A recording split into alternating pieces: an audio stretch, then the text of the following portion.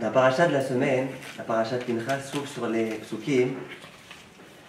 Vaïdaber Hashem el Moshe, les morts, Pinchas ben Elazar ben Aaron HaKohen, Eshiv et Hamati ben Bnei Israël, Bekano et Kinati betocham.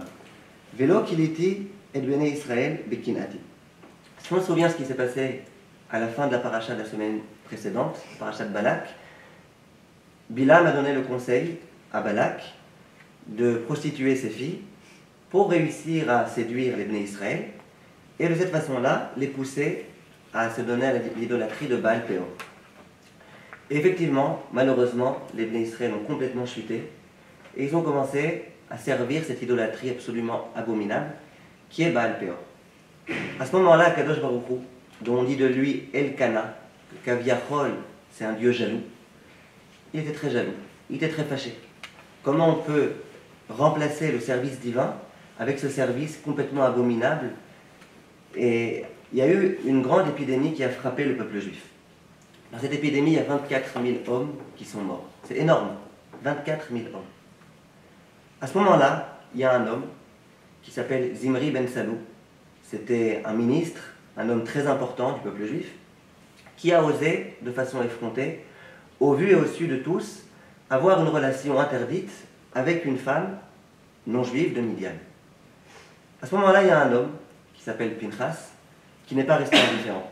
Il a été littéralement énervé par ce qu'il a vu.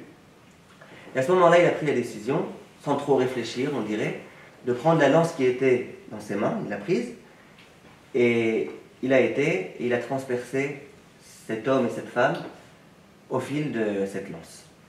Et à ce moment-là, c'est le début de la paracha de cette semaine. Akadosh Baruch Hu dit, j'ai approuvé le comportement de Pinchas, c'était un comportement salvateur, et grâce à ce comportement, toute ma vindicte s'est apaisée. Velo chiliti el bnei Israël bekinati. Dit Hachem, moi j'avais prévu de tuer tout le peuple juif. Tous les juifs auraient dû être anéantis. On n'aurait pas été là aujourd'hui. N'était-ce le fait que Pinchas est venu, qu'il a été révolté, et qu'immédiatement, il a retranscrit cette révolte en acte, et qu'il a tué cet homme et cette femme-là. Et à ce moment-là, dit Akadosh Baruch Hu, c'est la raison pour laquelle je lui donne Beriti Shalom, une alliance de paix. Donc lorsqu'on lit cette paracha, on a vraiment l'impression que l'acte héroïque de Pinchas a été approuvé et que c'est une véritable Torah, que dans une telle situation, c'est le comportement à avoir. Et on lui doit tout à ce Pinchas. Simplement à la lecture de la Gemara, dans la Masechet Sanhedrin, on a a priori une toute nouvelle image de ce qui s'est passé avec Pinchas. La Gemara nous dit Abba limalech en morinlo. Si jamais un jour il y a une telle situation qui se représente et qu'on vient voir un Rav et qu'on lui dit Rav, regardez, j'ai vu tout ce qui s'est passé, c'est passé exactement dans les mêmes conditions qu'à l'époque de Pinchas, qu'est-ce que je dois faire? Est-ce que je les tue ou pas? Le Rav il doit rester bouche bée et il ne doit pas répondre. Il ne doit pas enseigner. Il ne doit pas dire oui, tu as raison, il y a une halakha. À l'instar de Pinchas, Aboel et Aramit, Kanaïm Pogrimbo. Il ne doit pas lui dire ça. Il ne doit rien lui dire. Et la question très forte qui se pose, c'est que, en général, la Torah, elle est sûre d'elle-même. Elle ne se cache pas derrière son doigt. Et lorsqu'il y a des halachot qui sont enseignés dans la Torah, c'est que c'est des halachot. La Torah, elle n'a pas peur du regard des gens sur ces halachot-là. Imaginez qu'aujourd'hui, je vienne vous donner un cours et que je vous dise la caméra, ne la mettez pas en marche, d'ailleurs c'est le cas. Tous les MP3, vous les retirez. Et ce que je vous dis aujourd'hui, je vous demande, ne le répétez pas à l'extérieur. Vous allez voir des amis, leur dites rien. Surtout, n'allez pas voir des rabbanim pour leur dire ce que je vous ai dit aujourd'hui. Ça, c'est trop risqué. Immédiatement, vous seriez inquiète. Ça veut dire quoi? Je dis des choses, j'ai peur de ce que je dis. Visiblement, c'est que je vais dire des choses impensables, des choses qu'on n'a pas le droit de dire. Et bien, c'est ce qui se passe. Il y a un comportement qui est celui de Pinchas.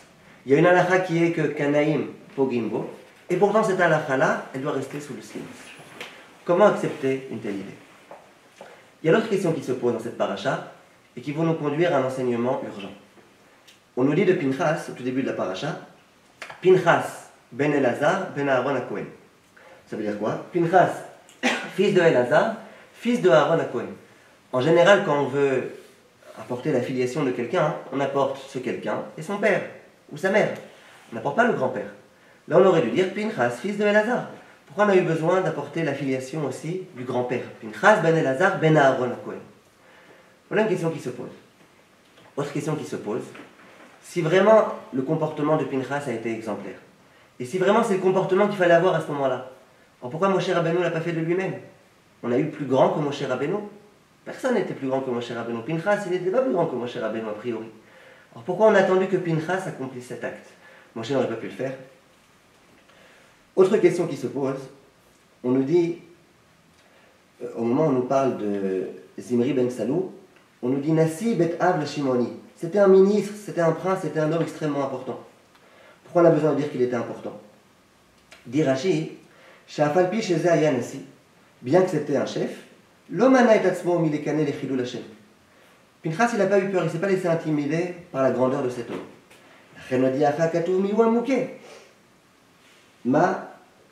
Voilà, voilà pourquoi le pasteur nous a dit qui a été frappé. Ça veut dire quoi? On a un principe, c'est qu'en général, Akadosh Baruch Hu, il n'aime pas mettre l'accent sur les personnes qui ont fauté. Quand dans un paracha, on nous dit qu'il y a un homme qui a été mécoché chez Tsim Beyom à Shabbat, on ne dit pas c'était qui. En tous les cas, on ne dit pas explicitement. Pourquoi? Parce qu'on n'a pas envie de faire honte à quelqu'un. Bien que c'était un mécréant, bien qu'il ait fait des choses interdites, on n'a pas envie de lui faire honte. Pourquoi là on nous a dit c'était qui l'homme qui a osé faire une chose tellement effrontée avec cette femme-là? Réponse, c'est pour qu'on sache bien. C'était un homme important. C'était une femme importante. Et malgré tout, Pinchas, il n'a pas eu peur. La question c'est qu'est-ce qu'il y a de tellement à avoir peur parce qu'il était important? Si de toutes les façons Pinchas il fait des choses qui sont contre la loi, si de toutes les façons Pinchas il prend un risque, ça change pas que c'est un homme important ou pas important? Est-ce qu'il n'y a pas par hasard quelque chose de plus profond qui se cache ici? Autre point qu'il va falloir essayer de comprendre, on nous dit Beriti Shalom.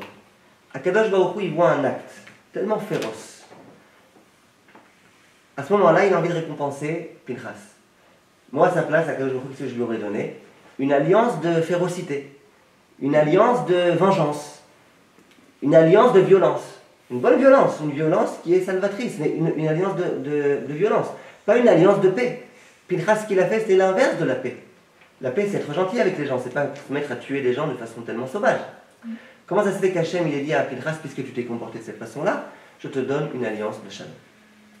En fait, ces questions-là, elles vont nous conduire à une réflexion très intéressante au sujet de cette mitzvah-là, qui est la mitzvah de la Kanout. On sait que lorsqu'on vient accomplir une mitzvah, il y a généralement dans l'accomplissement de la mitzvah l'acte de la mitzvah et l'intention qu'on investit dans cet acte. Pour prendre un exemple, le matin, je mets mes tefilines. C'est une usage extraordinaire de mettre les tefilines. Si jamais je mets les tefilines en pensant à ce que je vais manger après la tefila, c'est dommage. J'aurais pu avoir des intentions bien plus pures. Mais c'est pas grave, j'ai quand même mis mes tefilines. J'ai donné la tzedaka. J'ai donné à un pauvre, je l'ai aidé. Maintenant, j'ai eu des intentions pas très pures. Je me suis dit, grâce à ça, les gens ils vont voir que je suis riche. Grâce à ça, les gens ils vont voir que je suis un donateur. Alors, l'intention n'est pas superbe, mais c'est pas grave. J'ai donné la tzedaka. L'acte est très bon. Donc, dans les mitzvot, il y a l'acte de la mitzvah qui est, lui, toujours positif. Et il y a l'intention que j'investis. Si jamais j'ai une intention, l'Hashem Shamaim, je donne la tzedaka parce que c'est la volonté d'Hashem, j'ai vraiment envie d'aider ce pauvre qui est dans la difficulté. Là, l'acte est parfait. Et l'intention, elle ne fait qu'embellir cet acte. Mais si jamais je n'ai pas d'intention positive, c'est pas grave. L'acte, il reste tout de même un acte extrêmement bon. Il y a une exception à la règle. L'exception, c'est la mitzvah de la Kanout. Ce que Pinchas a fait, c'était une avéra. Il a tué un juif et il a tué une non-juive. Tuer un juif, c'est une avéra de la Torah, l'otirtzach. Donc l'acte de Pinchas, si on ne s'arrête qu'à l'acte, c'est un acte gravissime, répréhensible, condamnable. Qu'est-ce qui fait que cet acte va devenir positif? Et qu'est-ce qui a permis à cet acte d'apaiser le courroux divin? C'était l'intention que cet homme a investie dans cet acte. Il n'a pas tué pour tuer, il n'a pas tué parce qu'il était nerveux ce jour-là, il a tué parce qu'il a compris que dans une telle situation, c'est l'ordre de la Kadosh Baruch Hu. Cette intention-là a été capable de transformer une avéra en une mitzvah extraordinaire. Voilà ce que Chachamim nous enseigne. Imaginez que Pinchas, il était un petit peu énervé contre ce Zimri ben Salou. Il y a quelques jours, cet homme-là, il lui a fait des choses pas très sympas. Imaginez qu'il était un petit peu énervé contre Zimri. Et que, en dehors de cela, maintenant Zimri fait quelque chose d'abominable. Et imaginez qu'à ce moment-là, Pinchas, il le tue 50% parce qu'il a envie de venger Akadosh Baruch Hu, et 50% parce qu'il a envie de se venger lui-même. Est-ce que ça aurait été une mitzvah? Non. Ça aurait été un meurtre partiel.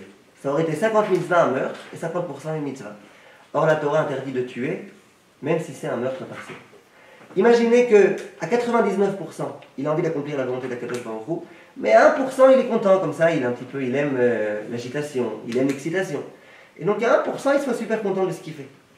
Est-ce que ça aurait été une mitzvah? Non, ça aurait été un meurtre partiel, un petit meurtre.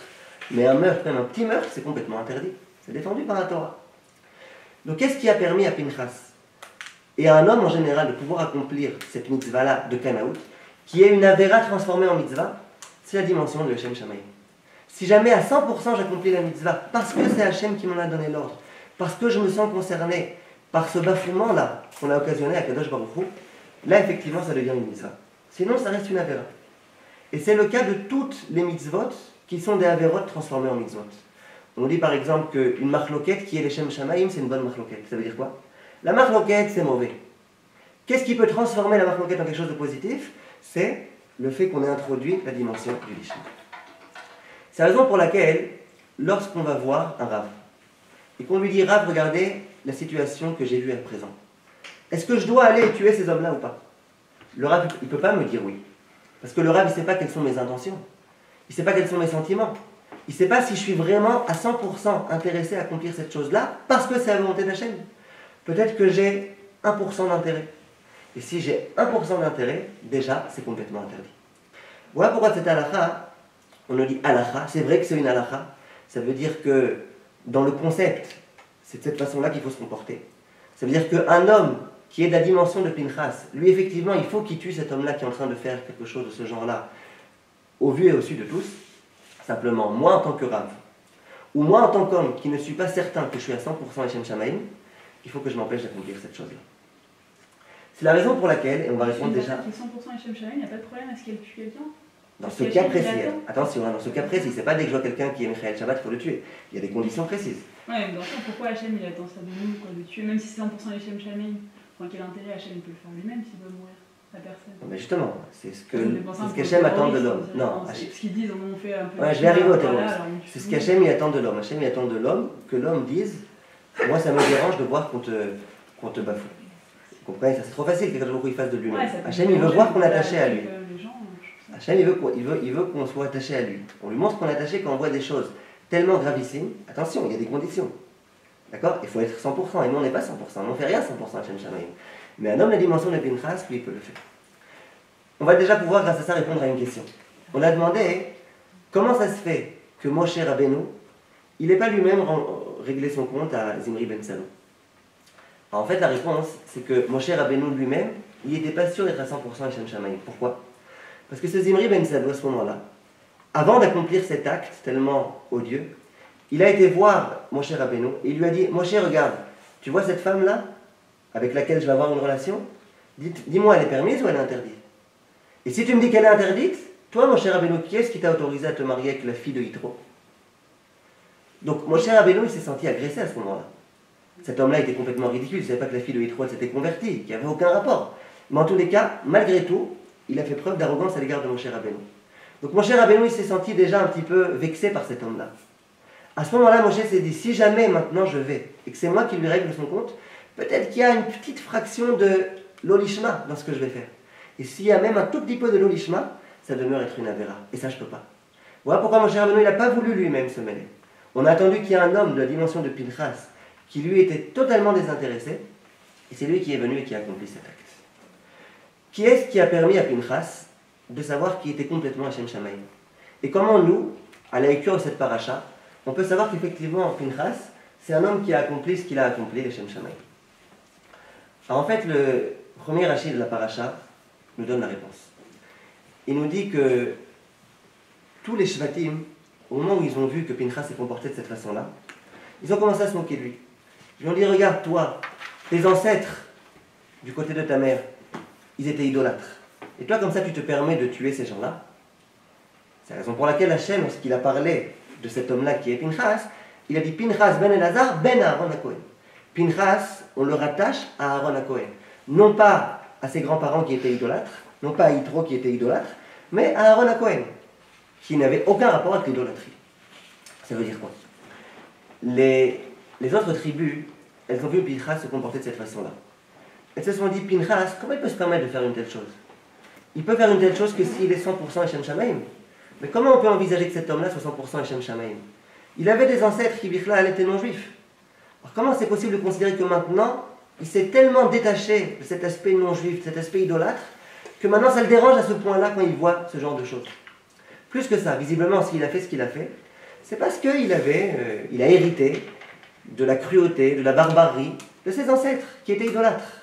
C'était qui ses ancêtres? Yitro. Vient la Torah, vient Hachem et il dit à Moshe, tu plaisantes. Tu sais c'est qui ce Pinchas? Pinchas ben Elazar, ben Aaron à Cohen. Pinchas était le petit-fils de Aaron à Cohen.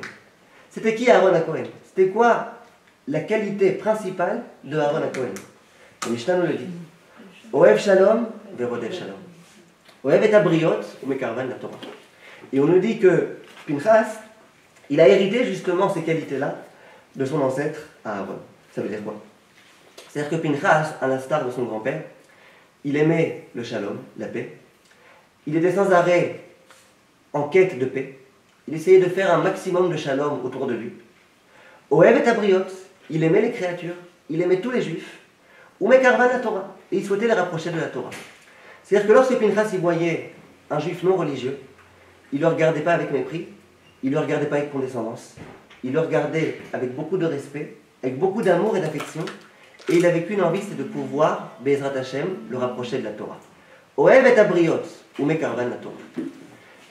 Et Pinchas, il a hérité de son grand-père. C'est-à-dire que lorsque Pinchas voyait Zimri ben Salou, cet homme-là, il se disait, mais je l'aime cet homme-là. C'est un frère à moi. Oh, j'aimerais tellement le rapprocher de la Torah et des mitzvot. C'est dommage qu'il se comporte comme ça. Et à un moment donné, il voit que cet homme-là, il a fait l'impossible. Il a commencé à mépriser Akadosh Baruch Hu à un point inadmissible. À ce moment-là, ce même Pinchas, qui aimait énormément ce Zimri, il n'avait qu'une envie, c'est de l'embrasser, de l'enlacer. Malgré tout, qu'est-ce qu'il a fait à ce moment-là? Il dit maintenant, il va falloir venger l'honneur d'Akadosh Baruch Hu. Et donc, qu'a-t-il fait? Il a pris cette lance et il a été tué, cet homme-là. Ça veut dire que Pinchas, il a été complètement à l'encontre de sa nature. Sa nature, c'était, mais non, embrasse-le. Sa nature, c'est, allez, va essayer de le rapprocher de la Torah et des mitzvot. Va, donne-lui la main, essaye de le séparer de cette femme-là. Et essaye de le faire tchouva. Ça, c'est sa véritable nature. C'est ce qu'il faisait toujours. Ce même Pinchas, lorsqu'il a vu que maintenant, l'ordre d'Akadosh Baruch Hu, c'était d'agir, et d'agir avec cruauté, il a agi avec cruauté. C'est-à-dire que cet homme qui était tellement doux, cet homme qui aimait tellement les autres, il a été capable de tuer un homme, or que c'était contre nature. Lorsque Pinchas a été capable de se comporter de cette façon-là, ça a bien prouvé qu'il l'a fait Hachem Shamaim. Un homme qui aime l'agitation et qui va tuer quelqu'un, ça ne veut pas dire qu'il le fait l'ishma, c'est-à-dire qu'il aime l'agitation. Un homme qui a horreur de l'excitation, un homme qui est toujours tellement gentil, tellement agréable, qui ne ferait pas de mal à une mouche, cet homme-là, au moment où il sent maintenant En Malasot, il faut que j'aille et que je tue, il peut être sûr lui-même que ce qu'il fait, c'est à 100% Hachem Shamaim. Et d'ailleurs, mon père, une fois, il m'a dit en s'amusant, j'imagine, mais combien c'est vrai. Il dit Pinchas, quand vous regardez dans la paracha, comment c'est écrit? P, Yud, Nun, Chet, Samer. C'est quoi les lettres de Pinchas avec un Yud? C'est Pen Yahus. Pen Yahus, ça veut dire de peur qu'il ait pitié. Ça veut dire quoi? C'est-à-dire que Pinchas était un homme de pitié. Pinchas, quand il voyait quelqu'un, il le regardait toujours avec pitié. Il était capable de s'apitoyer devant n'importe quelle situation. C'était quoi l'épreuve de Pinchas? C'était à ce moment-là, dans cette situation, est-ce que tu vas aller selon ta nature et que tu vas t'apitoyer, ou est-ce que tu vas aller à contre-nature? C'est à toute l'épreuve de Pinchas, parce que Pinchas était un homme de pitié. Ce n'était pas un homme féroce, comme on pourrait le présenter ici ou là. Lorsque Pinchas, qui était un homme de pitié, a senti que maintenant, il n'y avait plus de place à la pitié, qu'il fallait agir, à ce moment-là, il a agi. Si on réfléchit encore un petit peu, et c'est la raison pour laquelle on a répondu à la question, pourquoi on a eu besoin de parler de son grand-père? Justement pour cette raison-là, pour qu'on comprenne bien que Pinchas, c'était un homme comme Aaron, qui aimait les gens, un homme de bonté, un homme qui adorait les gens. J'ai entendu du Rav Bourdiansky une idée très belle. On nous dit dans Chazal que lorsqu'une bête féroce, elle dévore un homme, c'est qu'elle a l'impression que cet homme-là, c'est un animal. Pourquoi? Écrit dans la Torah que les bêtes féroces, elles ont peur de l'homme. Donc si une fois on voit un lion qui s'acharne sur un être humain et qui le tue, ça veut dire visiblement que cette personne, que ce lion-là, il a eu l'impression, pendant un instant, que cet homme-là, c'était pas un homme, c'était un animal. Je raconte qu'un jour, il y avait un homme qui était dans la jungle, et il a un lion face à lui. Le lion, il se met à rugir. Alors, à ce moment-là, cet homme, il dit à Kadosh Baruch Hu, Hachem, fais quelque chose. Et le lion, il rugit. Hachem, il dit, s'il te plaît, donne-lui des sentiments humains, quelque chose comme ça, qu'il ait pitié de moi. Il entend le lion faire, Baruch ata Hachem, Elokeinu echad haolam, borei minei vesodot. D'accord? Donc en fait, donc en fait, le lion, il a peur de l'homme. S'il est capable de s'en prendre à un homme, c'est qu'il a l'impression que c'est un animal. Disait le Rav Oroliensky, c'est pareil. Lorsqu'un homme veut s'en prendre à un homme, lorsque j'ai envie par exemple de parler de la Shonara de quelqu'un, si je me dis c'est un homme important, c'est un grand homme, c'est quelqu'un de considérable, jamais je pourrais me permettre de parler de la Shonara contre lui. Alors qu'est-ce que je fais? D'abord je me dis lui c'est un pourri, lui il vaut rien, lui il a que des défauts, et puis je commence à gonfler ses défauts, je dis de toute façon il vaut pas le coup celui-là, de toute façon on peut parler contre lui. Une fois que je l'ai complètement descendu, là c'est déjà devenu une mitzvah de parler de la Shonara contre lui. C'est comme ça qu'on fait. On a un homme face à nous, on le réduit à un animal, on réduit complètement cet aspect homme qu'il a en lui, et puis on peut s'en prendre à lui. Disait le Rav Oroliensky une idée très belle. Il dit lorsqu'on nous dit ici que Pinchas il s'est attaqué à Zimri ben Salou qui était Nassi Bet Av, c'était un ministre, pourquoi on a besoin de nous dire que c'était un ministre? Il dit c'est justement ça. Pinchas, lorsqu'il a vu cet homme-là, il a commencé, avant même de prendre sa décision et de le tuer, il a commencé à regarder ses qualités.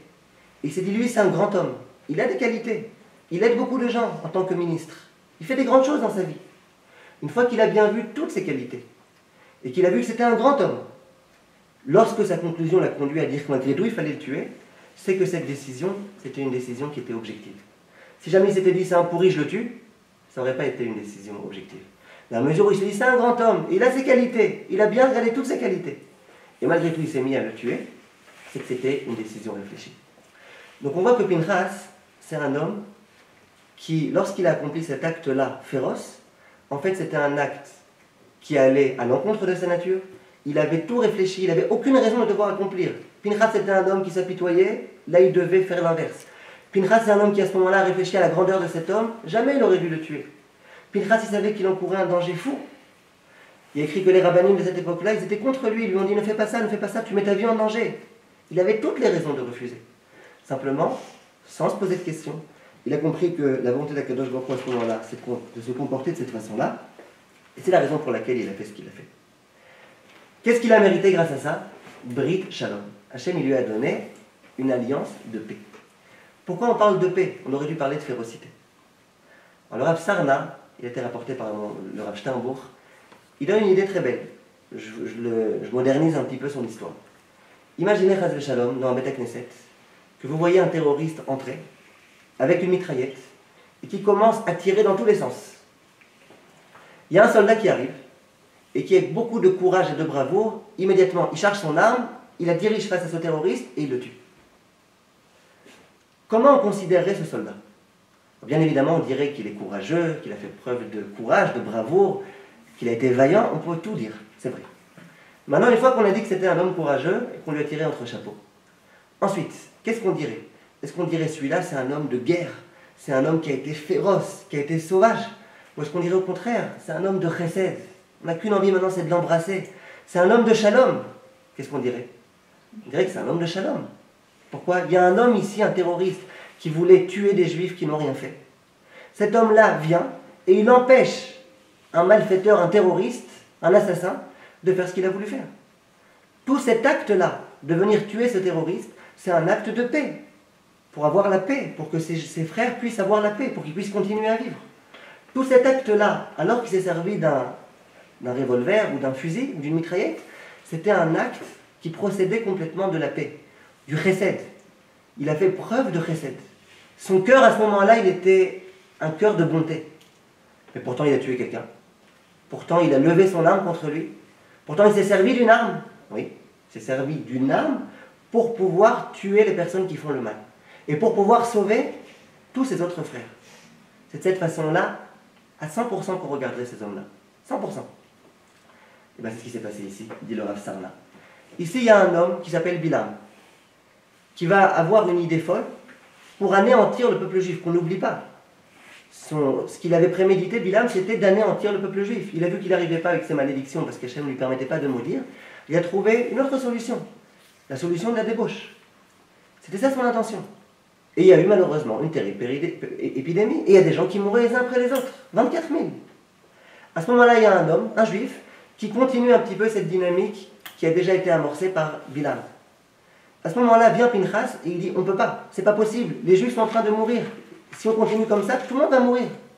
Vient à ce moment-là Pinchas, il prend son arme, il la dirige vers cet homme-là et il le tue. Au moment où il a fait ça, on voit bien. Et Shivat Hamatim al Bnei Israël. Grâce à cet acte-là, Baruch Hashem, tout le peuple juif a été sauvé. Donc cet acte-là de Pinchas, c'était un acte dont le but était de sauver ses frères. Il voyait ses frères qui étaient tous sur le point de mourir. C'était la situation finale. Et Baruch Hashem, il est venu, il a essayé de les sauver. Et nous, on pose la question, comment ça se fait que l'alliance que Kadosh Baruch Hu lui a donnée, c'est une alliance de bonté, de plénitude, de shlemut, de shalom? Ben oui, Pinchas, ce qu'il a fait, c'était quelque chose de shalom, et c'est la raison pour laquelle c'est ça qu'Akadosh Baruch Hu lui a donné. Comment ça se manifeste? Dans le passage qui a priori un paradoxe. Il y a écrit Asher kinei l'Elokam, vaichaper al Bnei Israël. Pinchas, il a vengé son Dieu, et de cette façon-là, il a expié le peuple juif. La Canaout, c'est quelque chose de négatif. Quelqu'un comme ça, qui est toujours chaud, comme ça, qui fait des choses féroces. Et d'autre part, on dit Kapara. Kapara, c'est complètement positif. Expier les fautes du peuple juif. C'est un paradoxe. Pour l'instant, c'est pas un paradoxe. Lorsque la Canaout est faite dans ce sens-là, justement, elle apporte la Kapara. Et c'est pour ça qu'Hachem va aussi lui donner Berit Keunat Olam. Il va faire en sorte qu'il soit Kohen. Le but du Kohen, c'est quoi?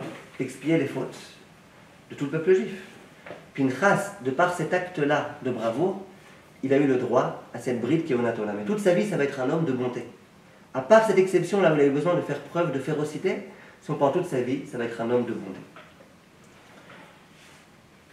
Dit le Rav Steinbourg, il rajoute ici un petit quelque chose de très beau. Il dit, on a posé la question, pourquoi cette halakha on ne doit pas l'enseigner? Ça aurait pu être une halakha dans le Shulchan Aruch. De la même façon qu'il est écrit dans le Shulchan Aruch que Shabbat, on n'a pas le droit d'être Mevachel. Il aurait dû être écrit que si quelqu'un rencontre une telle situation, il doit tuer les fauteurs. Pourquoi c'est pas écrit dans le Shulchan Aruch? On a déjà donné une réponse. On dit parce qu'on ne peut pas être certain que la personne sera uniquement animée de l'envie de venger Akadosh Baruch Hu. Alors Steinbourg il dit autre chose qui est très joli. Il dit, c'est quoi la Canaout? La Canaout, c'est, je sens à l'intérieur de moi bouillonner l'envie de venger Akadosh Baruch Hu. Il y a des choses que je ne suis pas capable de voir. On est en train de mettre une claque à mon père, je ne peux pas, je suis obligé de réagir, je suis obligé de faire quelque chose. Si jamais il y avait une halakha, celui qui voit un juif qui a une relation avec une non-juive dans ces circonstances-là, il faut le tuer. Si ça avait été une halakha, ça aurait déjà pu être de la Canaout. Si c'est une halakha, j'ai une halakha. On me demande d'accomplir, alors je veux bien accomplir, je m'exécute. C'est pas ça la Canaout. La Canaout, c'est il n'y a pas d'halakha. Sans halakha, de moi-même, je comprends que maintenant, ce qu'il faut faire, c'est tuer la personne. Si jamais on donne une claque à mon père, et que je suis présent, et que je peux faire quelque chose, j'ai besoin que le Shulchan Aruch me dise, va défendre ton père?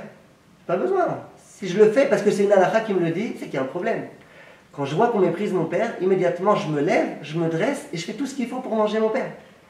Et bien là, c'est ce qui se passe. C'est pas la peine qu'il y ait de halakha, parce que si jamais j'aimerais accomplir ça parce que c'est une halakha, ça veut déjà dire que je le fais pas parce que j'ai ce sentiment de Canaout qui est à l'intérieur de moi. C'est cette façon-là que le Rav Steinbourg explique. Donc Pinchas, tout ce qu'il a animé, tout ce qui lui a permis de faire ce qu'il a fait, c'est qu'à l'intérieur de lui, lorsqu'il a vu ce mépris-là, à l'égard d'Akadosh Baruch Hu, il ne pouvait pas rester insensible, il ne pouvait pas rester indifférent, il a senti que maintenant il ne pouvait plus laisser ces choses-là se comporter de cette façon-là. Et donc immédiatement, il s'est levé et il a fait ce qu'il a dû faire. Il y a ici un point auquel on n'est pas suffisamment attentif. On peut lire cette paracha et ne pas faire attention à ce point-là, mais à mon avis, c'est une grave erreur. Si on ne fait pas attention à ce point-là, on est passé à côté de la paracha. Alors, je vous demande de bien écouter, ouvrez grandes vos oreilles. Ce point-là, c'est de l'or. Vraiment de l'or pur. Qu'est-ce qui se passe dans cette paracha-là? Pinchas, c'était un homme. Un seul homme. Qu'est-ce qu'il a été capable de faire, cet homme-là? Unique. Il a été capable de sauver tout le peuple juif. Akadosh Baruch Hu, il avait décidé d'anéantir tout le peuple juif. Et il y a un homme, pas une équipe, pas une centaine de personnes. Un homme, un tzaddik, qui s'est comporté comme il devait se comporter, qui a été à l'encontre de tout le monde, qui a été à l'encontre de sa nature, et ça a sauvé l'humanité tout entière. Si on est là aujourd'hui, c'est grâce à un homme. Pas à 10 hommes, pas à 100 hommes, à un homme. Et ça, c'est un point auquel on ne pense pas suffisamment. Donc, quelquefois, on se dit, j'aimerais bien être meilleur. J'aimerais bien me comporter mieux. On voit la situation, elle est difficile. Il y a les menaces maintenant de Daesh qui arrivent. Et le monde tout entier est angoissé. On ne sait pas quoi faire. Et il y a Bibi qui nous dit que Daesh, c'est rien à côté de l'Iran. On est angoissé, et on a raison. Qu'est-ce qu'on doit faire? Alors chacun se dit, j'aimerais bien me renforcer. Je veux bien prendre sur moi un peu plus de tsniout. Mais qu'est-ce que ça va faire? Moi, je suis les Arakol, une femme, une jeune fille. Ah, il y a tellement de milliers, de centaines de milliers de juifs qui ne sont pas encore à la hauteur, qui profanent le Shabbat, qui ne s'habillent même pas au millième de décence de la façon dont moi je m'habille. Qu'est-ce que je vais déjà pouvoir faire? Ça, c'est une grave erreur. Pinchas, il va nous donner une leçon. Parce que quelquefois, un homme qui se renforce, un homme qui est l'homme de la situation, cet homme-là, il est capable de sauver l'humanité tout entière. Et ça, c'est un point qu'il faut qu'on connaisse, et c'est une sacrée responsabilité que ça nous donne. On se trouve à présent dans une période difficile, qui est la période de Ben Hametzarim. Durant cette période-là, notre devoir, c'est de nous endeuiller. Le Beth Amikdash a été détruit. La Galout Ashrina, on parle de Galout Ashrina dans cette période-là. C'est-à-dire que Kadosh Baruch Hu Kaviachol, il est en Galout. Il y a écrit dans des Midrashim, Kaviachol, bien sûr Kaviachol, il écrit que la Shrina, elle est sur la terre. C'est que quand on marche par terre, on foule la Shrina Kaviachol. C'est des idées qui nous échappent, mais on peut au moins comprendre un petit peu ce que Chazal ont voulu nous enseigner. C'est-à-dire que ce roi qui est tellement grand, tellement noble, qui à l'époque du Beth Amikdash était tellement honoré, maintenant qu'il n'y a plus le Beth Amikdash, la Shrina, elle est Begalouta, elle est en galoute, et puis il n'y a plus d'honneur. Regardez comment la Torah est bafouée, regardez comment les Chachamim sont bafoués. Voilà la situation dans laquelle on est depuis la destruction du Beth Amikdash. Et la question qui se pose, qu'est-ce qu'on doit faire pendant cette période-là? Alors là, Pinchas nous a donné, à mon avis, une très bonne leçon. Pinchas, ce qui a fait qu'il a été capable d'aller contre sa nature, de faire des efforts démesurés, de se surpasser, alors que c'était un homme qui était tellement miséricordieux, d'être capable comme ça d'aller tuer des gens. Qu'est-ce qui l'a animé? Qu'est-ce qui lui a donné cette envie de faire cet acte tellement héroïque? C'était Canaout. C'est quoi Canaout?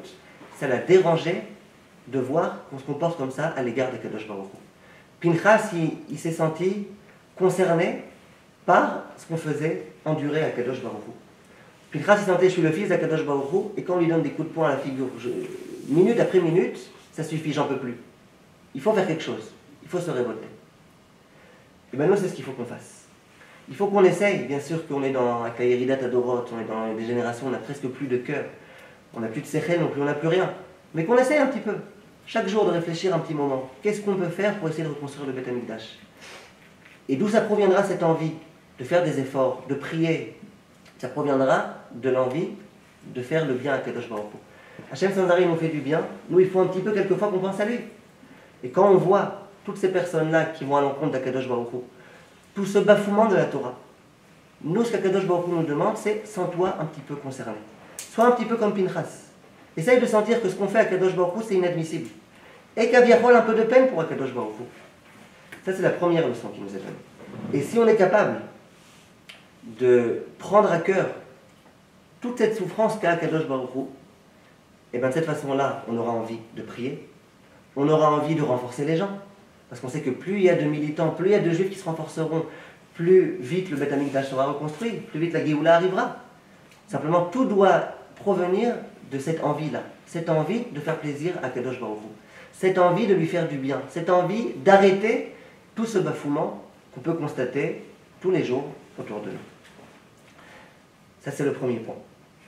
Mais le deuxième point, qui n'est pas moins important, c'est d'avoir confiance en nous. Ça veut dire quoi, confiance en nous? De savoir que même moi, petit un tel, même moi, petit un tel, j'ai le pouvoir de faire venir le Mashiach. Qui est-ce qui nous en a donné la preuve? Pinchas. Moshe, il n'a pas été capable d'amener le Mashiach à ce moment-là. Tous les grands du Sanhédrin qui se sont opposés à lui, ils n'ont pas été capables d'amener le Mashiach. Qui a amené le Mashiach? Qui a amené la Géoula à ce moment-là? C'était Pinchas. Et bien nous aussi. On peut se demander, c'est bien prétentieux tout ça. Rabbi Akiva Eger n'a pas réussi à amener la Géoula. Rav Ovadia n'a pas réussi à amener la Géoula pour parler de gens contemporains. Rav Ben Zion Abba Shaul n'a pas réussi. C'était un homme tellement sadique, il n'a pas réussi. Et quoi, moi j'ai la prétention de réussir par ma petite tefila qui n'arrive pas à 1/100 de la concentration du Rav Eliashiv, à amener le Mashiach? Réponse oui. Pourquoi pas peut-être? Si tu fais des efforts, que tu fais ce que tu peux, peut-être que toi tu arriveras à amener le Mashiach. Peut-être. Chachamim, ils disent à quoi la chose ressemble-t-elle lorsqu'on vient construire une maison. On a envie de construire pour mettre des fondations.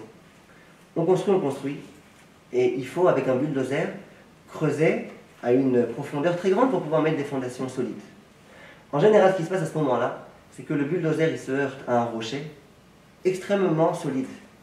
Et il n'arrive pas à creuser. Alors quelquefois, ça prend des jours entiers à réussir à avancer d'1 cm. Et combien de bruit ça fait? Et puis quelquefois, ça prend 1 mois, 2 mois, 3 mois. On a réussi finalement à percer ce rocher. On a réussi à arriver à 10 cm. Et puis après, en quelques jours, on arrive à creuser. Ça va tellement vite après. Comment ça se fait? Parce que toute la difficulté, c'est justement ce rocher. Or, on a l'impression que ce bulldozer, pendant 1 mois, il a travaillé dans le vent. 1 mois pour 10 cm? Non. Ces 10 cm, c'était le gros du travail. Après, il y avait le petit travail.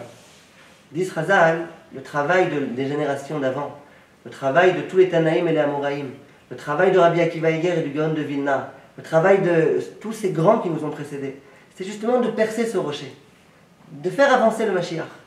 Maintenant, nous, ce qui nous reste, c'est un petit travail. On n'a pas les forces, nous, de réussir à percer des rochers tellement solides. Mais il nous faut essayer de faire des efforts. Un petit Teilim par là, un petit Hachar Yatzar avec la Kavana, un petit Sheakon Yabidoro avec la Kavana, un petit renforcement. On amène une copine au cours, on amène une copine à un groupe de la Shonara. On fait un petit quelque chose. Et ce petit quelque chose-là, dans notre génération, avec nos petits moyens, il trouve grâce aux yeux d'Akadosh Baruch Hu. Simplement, si on se préoccupe que de soi, alors là, on n'a aucune chance. On nous dit dans la paracha, cette même paracha de Pinchas, on dit « Ubne Korach lometu ». Les enfants de Korach ne sont pas morts. Rachid nous dit sur place, ça veut dire quoi, les enfants de Korach ne sont pas morts? Ça veut dire « Em ayu ba'etzat echila ». Au début, lorsqu'il y a eu cette idée-là de Korach, de faire la guerre contre Moshe, eux, ils étaient d'accord de faire la guerre. Ou Beshaat ha-machloket, et au moment de la machloket, ireru tshuva belibam. Ils ont fait tshuva.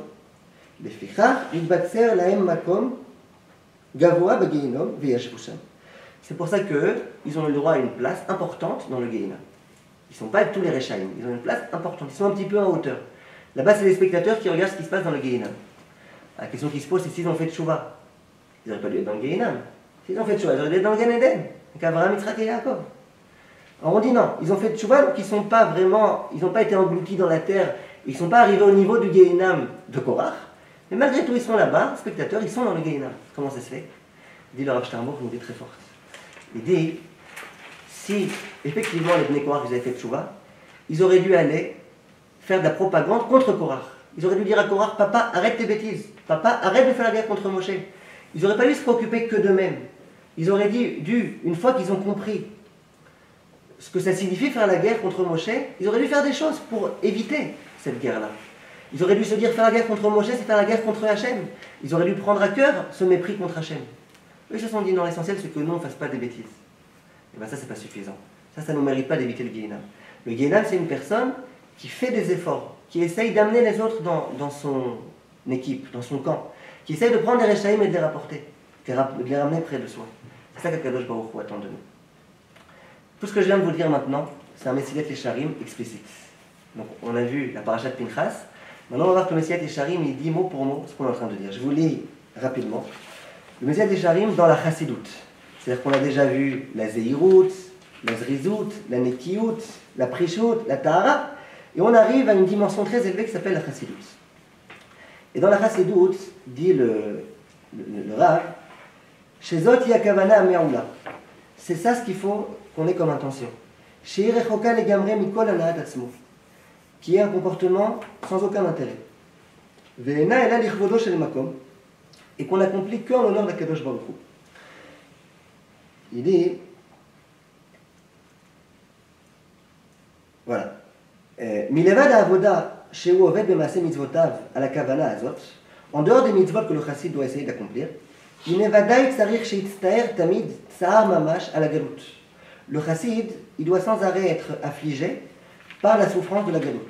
Ve'al ha'churban, et la destruction du Beth Amikdash. Mitzad ma shezegorem miyut kavyachol ichvodo yitbarach, parce que le fait qu'il y ait la galoute, ça fait qu'Akadosh Baruch Hu il est moins honoré, il est moins respecté. Et ça doit nous faire beaucoup, beaucoup de paix. Veitave le geoula.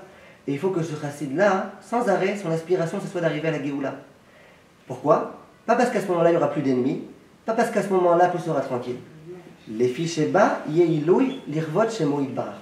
Parce qu'à ce moment-là, il y aura Bezrat Hashem, un grand ilouy au kavod d'Akadosh Baruch Hu. À ce moment-là, Ve'aya Hashem le melech al kol haaretz, bayom hahu yeh Hashem echad u'shmucha. À ce moment-là, tout le monde sera conscient de la grandeur d'Akadosh Baruch Hu. Et c'est ce qui est écrit dans Ta'an de Eliyahu, ou mit'ave ou metzaer, l'irvod Yerushalayim. Il faut espérer l'honneur de Yerushalayim. Ve'itpalel tamid al giulatan shel Israël. Et l'homme doit toujours prier pour la rédemption du peuple juif. Va'shavat kvod shamayim le'ailouy. Et prier pour que Akadosh Baruch Hu, son kavod, soit à nouveau connu et respecté de tous. Ça veut dire quoi? Nous, en général, dans la tefila, le seul moment où on n'a pas de kavana, c'est quand on prie pour Yerushalayim. Quand on prie pour la parnassa, il n'y a pas de problème. Quand on prie pour la refoua, malheureusement, on connaît des gens qui ont besoin de refoua. On prie, on prie.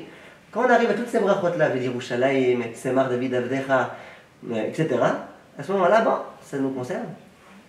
Il faut qu'on essaye de se sentir concerné. Au maximum, comme Pinchas. Akadosh Baruch Hu, il n'est pas suffisamment honoré, il est méprisé, on doit se sentir concerné. Ça, c'est la première partie du cours, ça c'est Pinchas. Deuxième partie du cours, écoutez bien. Ve'im yomar adam. Et si l'homme se dit, mi ani ou ma ani, qui suis-je moi? She'etpalel à la galout val Yerushalayim. Qui suis-je pour me permettre de prier pour la galout de Yerushalayim? Amipne tefilati yechunsu galuyot, petite smach Yeshua. Quoi, moi, avec ma petite tefila, je vais réussir maintenant à engendrer les tellement grandes choses que la Yeshua va arriver. Teshuvato betsido, kmo sheshaninu lefichach nivra adam yechidi. Kedei shekol echad yomar bishvili nivra haolam. Et il continue, il s'étend, il explique que l'homme a été créé tout seul, pour bien qu'on comprenne que le monde a été créé pour l'homme tout seul. Ça veut dire que chaque homme doit se dire, ma tefila, elle vaut aux yeux de Kadosh Baruch Hu. C'est-à-dire que le monde aurait valu que pour moi. Bien sûr, il y a d'autres personnes. Attention. Pas se mettre à écraser les autres parce que le monde a été créé pour moi, il a été créé pour moi, il a aussi été créé pour l'autre. Mais ça veut dire quoi qu'il a été créé pour moi? C'est-à-dire que même s'il n'y avait que moi, ça aurait valu à Kadosh Baruch Hu de créer tout un monde, avec toutes les galaxies, tous les pays, tout l'univers, uniquement pour moi. Donc si Kadosh Baruch Hu m'aime tellement, et qu'il me considère tellement, vous comprenez bien qu'il considère ma tefila. Si Pinchas à ce moment-là s'était dit à quoi ça sert que je fasse quelque chose, de toute façon regarde, 24 000 morts, et puis tous les juifs maintenant vont mourir, et Hachem est tellement fâché, ça va faire quelque chose, il n'y aurait rien eu. L'homme doit retrouver confiance en lui-même. Et l'homme doit savoir que Akadosh Baruch Hu, lui, il a confiance en l'homme. Akadosh Baruch Hu, il attend la tefila de l'homme. Akadosh Baruch Hu, il aime chaque homme, tout un chacun, tel qu'il est, avec sa petitesse, avec toutes ses bêtises, avec toutes ses avérotes. Ce qu'Hachem attend de nous, c'est qu'on prie et c'est qu'on soit mishtokekim. Mishtokekim, ça veut dire que notre aspiration soit d'enfin retrouver le Beth Amikdash. Ce qu'il a, Akadosh Baruch Hu, de plus cher, et le plus beau cadeau qu'on puisse lui offrir, c'est la Ishtokekut. Il y a écrit dans Chazal que le plus beau chant qui soit, c'est le Shir HaShirim. Il y a écrit que tous les chants, c'est Shir, la Shira Alayam. Vous imaginez un petit peu ce beau chant? Le chant que les Bnei Israël ont entonné au moment où ils ont vu la mer s'ouvrir en deux et où ils ont vu tous les ennemis mourir. Ce chant, c'est un chant particulier. Shira Alayam. Ce chant, c'est qu'un chant. Par contre, il y a un cantique des cantiques. Un chant des chants, c'est quoi? C'est Shir HaShirim. Les Chachamim disent qu'il n'y a pas eu de plus beau jour dans le monde que le jour où le Shir HaShirim a été rédigé par Shlomo HaMelech. Shir HaShirim. C'est quoi ce Shir HaShirim? On dit immédiatement au début de Shir HaShirim, Yishakeni mineshikot piou. Ça veut dire quoi Yishakeni mineshikot piou? Le peuple juif dit à Kadosh Baruch Hu, j'aimerais bien que tu m'embrasses. Ça veut dire quoi? Je vous lis Rashi. Ze Hashir omeret befiya begavuta ou be'almanuta. Le Shir HaShirim, c'est le chant qu'entonne le juif qui se trouve dans les tréfonds de la galoute. Nous, aujourd'hui, en pleine galoute, Baruch Hashem, on voit déjà la lumière arriver, on est quand même en pleine galoute. Imaginez-vous les juifs qui étaient dans les ghettos, en pleine galoute. Le juif, en pleine galoute, le chant qu'il entonne, c'est quoi? Shir HaShirim. Ça veut dire quoi? Me'iten. L'homme, il dit à Kadosh Baruch Hu, j'aimerais tellement. Ve'ishakeni amelech Shlomo. Que Kadosh Baruch Hu, qui s'appelle le roi Shlomo, que Kadosh Baruch Hu, il m'embrasse. Mineshikot piou, de ses baisers. Comment me'az, comme à l'époque, comme avant la galoute. Les fichiers, je me commode chez Noshkim al-Gavayad, vers la katef. Quelquefois, on embrasse la main de quelqu'un. Quelquefois, on l'embrasse sur l'épaule, visiblement. Ani mit ava veshokeket, dit la Knesset Israël dans la galoute. Moi, mon aspiration, c'est quoi? Lioto noeg aimi kemina garishon. Moi, je veux que Kadosh Baruch Hu m'embrasse, comme c'était le cas à l'époque. Kechatan el kala. Comme un khatan embrasse sa kala, P-L-P. Un bisou dans la bouche. Ça veut dire quoi? Ça veut dire que le peuple juif, quand il se trouve dans la galoute, qu'est-ce qu'il chante à ce moment-là? Il chante un chant qui est d'une différente nature des chants ordinaires. Les chants ordinaires, c'est on a vu la grandeur de la Kadosh Baruch Hu, on a vu la rédemption, et maintenant on exulte, et maintenant on chante. Ça, c'est le chant, par exemple, la Shira Alayam. C'est un chant extraordinaire. Mais il y a un chant encore meilleur, bien meilleur, Shira Shirim. C'est quoi ce Shira Shirim? C'est lorsque rien ne va, et lorsque on dit à Kadosh Baruch Hu, on aimerait tellement que ça aille. On aimerait tellement retrouver cette relation intime avec toi. Toi qui nous faisais des bisous avant, des bisous dans la bouche, à Kadosh Baruch Hu, on veut retrouver cette dimension d'amour extraordinaire avec toi. Quand est-ce que le peuple juif dit ça? Quand il est dans la galoute. Quand rien ne va. Et Kadosh Baruch Hu, il dit, c'est ça le chant que je préfère. Pourquoi? Comment? On pourrait parler longuement de ça. On a fait un jour un cours sur ça, il est sur le site, on ne l'a pas fait ici. Mais l'idée qu'on voit de là, c'est que le plus beau cadeau qu'on puisse faire à Kadosh Baruch Hu, ce qui fait le plus plaisir à Kadosh Baruch Hu dans cette galoute, c'est qu'on lui dise, Hachem, on n'a pas envie que ça continue. Hachem, on est tellement loin de toi. Hachem, maintenant on n'arrive plus à te voir, on n'arrive plus à prier, on n'arrive plus à te sentir. Hachem, ton kavod il est complètement bafoué. Hachem, on en a marre. On veut maintenant à nouveau avoir Vaya Hachem le Melech HaKol Haaretz. On veut que tu sois comme tu étais avant la galoute, au moment du Beth Amikdash. On veut que tu nous embrasses, on veut que tu nous aimes, on veut que tu sois proche de toi, on veut te sentir. Si le juif est capable de prier cette prière-là, pendant cette période-là, de dire à Hachem, Hachem, j'aimerais être proche de toi. Ça fait plaisir à Kadosh Baruch Hu. Vous allez me dire, oui, mais aujourd'hui, on est tellement loin de Kadosh Baruch Hu qu'on ne peut même plus vouloir. Alors qu'on dise à Hachem, Hachem, j'aimerais vouloir. Je voudrais vouloir. Ça aussi, ça lui fait plaisir. Parce que tout ça, c'est la Ishtok écoute. Et ça, c'est ce qu'Akadosh Baruch Hu attend de nous. Le plus beau chant, c'est Shir HaShirim. Et c'est notre devoir maintenant. Dans cette période, en particulier ces 3 semaines, on doit dire à Kadosh Baruch Hu, on veut que les choses s'arrangent. On veut te revoir à nouveau, le grand roi. Le roi sur tout l'univers. On veut que tu sois proche de nous, on veut te sentir. Si on est capable de comprendre que cette Ishtokakut de tout juif, elle a un grand pouvoir. Ishtokakut, ça veut dire cette envie, cette aspiration, c'est Gyagouin, c'est le fait qu'on se lasse. Comment on dit ça en français? Voilà, ce languissement, c'est ça. Ce languissement à Kadosh Baruch Hu, si on est capable de ressentir ce languissement, c'est ça, Bezrat Hashem, entre autres, qui amènera la Géoula, le Karov Bezrat Hashem.